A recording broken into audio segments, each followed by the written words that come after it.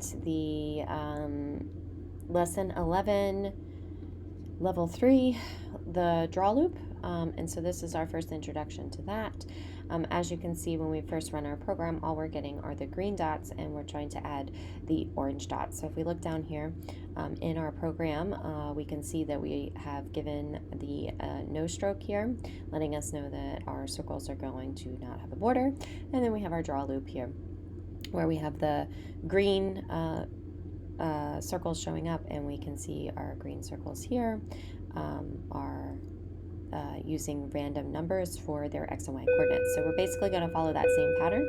We're going to go into drawing. We're going to grab our fill, and our new color that we need to add is orange.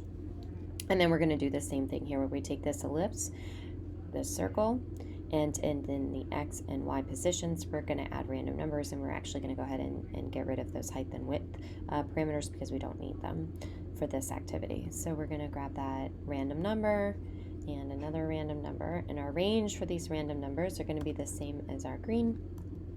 So we're going to put in 0 as the first, the minimum range, and the 400 as the maximum, meaning that it can really show up anywhere between the numbers 0 and 400 and in their x and y coordinates here. So they could show up in any position anytime. So let's see if we got it right. And there we go. So that's level 3, and that's how you use the random number inside the draw loop.